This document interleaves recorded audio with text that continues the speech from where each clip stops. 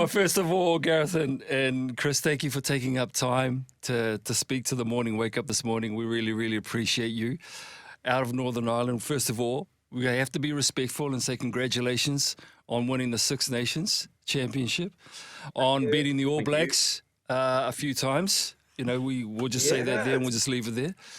How worried are you that Ireland's going to fumble it at the World Cup, though? Because historically that's happened a fair bit. 100%. I have a big fear that we have a fear of success as a nation. I reckon if you get rid of the Kiwi imports in your team, that might help, though. You know, there's only one. No, there's only one. One? Is there not? You got Bundy and you got James Lowe on the wing. Oh, all right. Hey, he's Irish enough. Yeah, and first of all, let's not be throwing any stones. Let's just remember how many Irish people emigrated to your country a couple of hundred years ago. Right, we're probably propping up your rugby team. Yeah. Probably are. Actually, we've got a couple of players in our Super Rugby team. Anyway, all the best this year when it comes to the World Cup. Let's move to you guys, Rend Collective. I mean, when you say the word collective, it means you're part of a group, part of a community, but you're individuals as well, you know? How do your individual voices and your individual personalities and aspirations, how does God bring that all together in this collective? They're straight in there, aren't they? We only got 12 minutes with you. He doesn't hold back. He dives deep, straight from the top. I like it.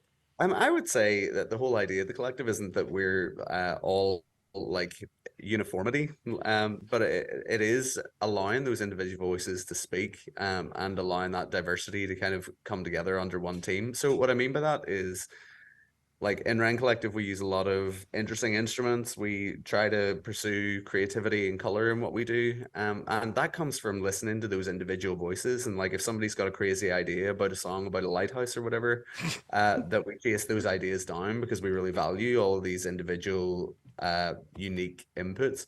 I think that's what's special about a collective. It's not that we're one uniform monolith thing. It's that we're allowing all those individual voices to speak, but also putting our collective weight behind it.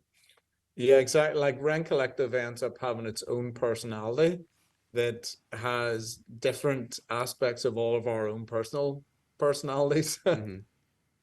You say that you're not all just one uniform, but I've noticed you actually are wearing a uniform lately. What's with the jumpsuits? Yeah. What's with the jumpsuits? But we still get to have our own faces. Yes. And our own body shapes. And you're allowed to wear whatever jewelry you want. Yeah. That's kind. Yeah. It's like working in a Chili's. You know, you have to basically operate on the same stuff, but you're allowed whatever badges you want. Yeah, exactly. You can accessorize a little bit. The uniform code's not too much. You're allowed to flare. Yeah.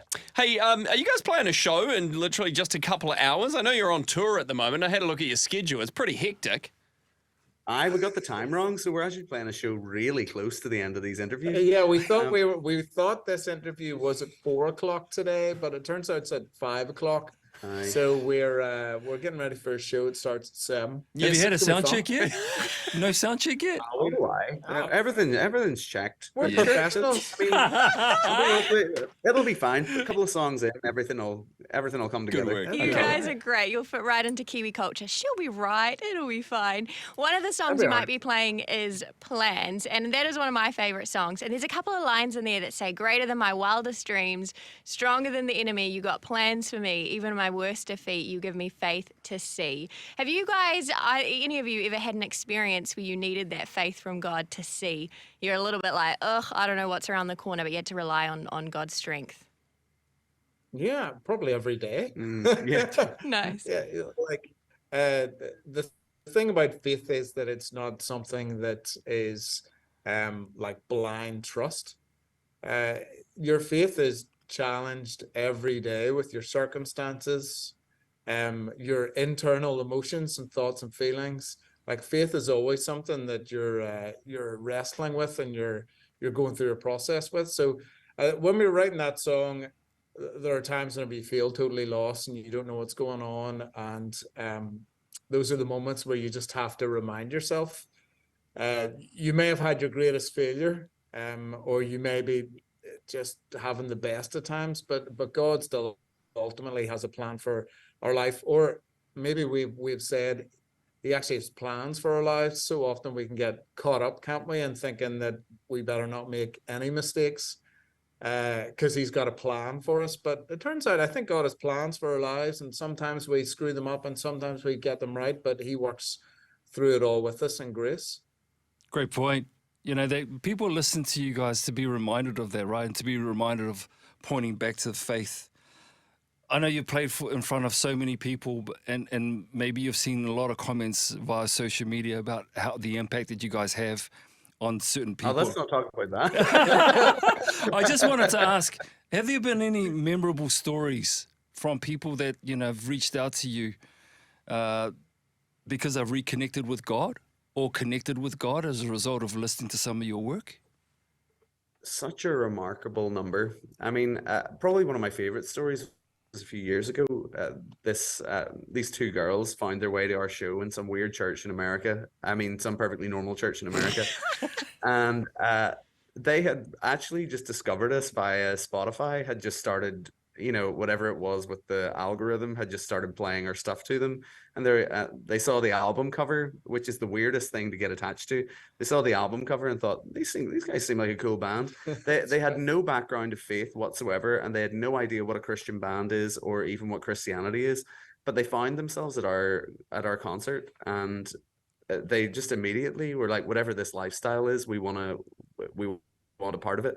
And so they talked to us afterwards, and we had a pastor on tour with us at that time, and he helped, usher them into the kingdom. That's so good. Wow. Awesome. Priceless. Honestly, like we probably hear 5 or 6 stories like that on a daily basis. Wow. Yeah, I mean, there's a woman the other day. You remember came up to us after the show. Sometimes it's hard to get face to face with people because, you know, it's mental at concerts and you're running from here to there and all that. But there was a couple of lovely moments. We met a lady who had been homeless for a while and was really struggling with suicidal thoughts. And she ended up on her music, and she just looked, you know, perfectly normal, lovely lady. You wouldn't have thought that she had difficulty in her past. And when she started to share her story and her way of being part of it, you're just, you know, you're in tears with them going, I can't believe a couple of Egypts from Ireland, you know, have, you know, are writing music that is helping people through their journey. That's a beautiful story. I got 2 questions. One quickly, did you do anything special for St. Patrick's Day? Because I think you were still on tour while that happened. Did that show go off? Was there extra energy? There definitely was, yeah. We were in Houston, Texas on St. Patrick's Day, and the best thing about America is that they do St. Patrick's Day way better than Northern Irish people ever would. They really blow it out of all proportion and go absolutely nuts with it. So it was fun to be a part of that. It was. Honestly. It sure was. And then we had our own little private celebration. Had our own wee party in the parking lot of the church afterwards in our bus. So, you know. That's great. That's awesome. Okay, yeah, just quickly, I wanted to know, okay, so the album, Whosoever, came out a few months back. What song has surprised you the most with how it's been received by people? Because there's always songs you think are going to land and be, you know, you'll get all the response on. Which ones have sort of stood out? I think the big one off the record seems to be a track called Hallelujah Anyway.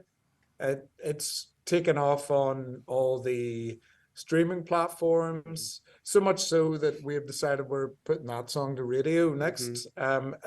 It's been a really encouraging one because we loved it, but sometimes when we love a song, it doesn't mean anybody else loves it. So it was a bit of a favorite for us. Yeah. And it's great to see that it's really been landing home. It's nice when it lines up that way.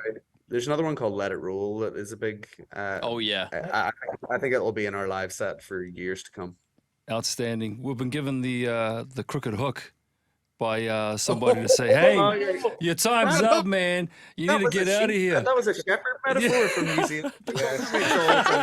Yeah, I did that on purpose. Gareth and Chris, we really, really appreciate your time, man. We could have sat here and spoken to you guys for ages, and knowing that you guys are going to jump on stage very soon, we really appreciate it even more. We're big supporters of Rend Collective, and long may you continue to do your thing. Thank you for taking time out to speak to us. Thank you. Big supporters of New Zealand. Good luck, Cup, losing to us again. See you guys. Take care. God bless, boys.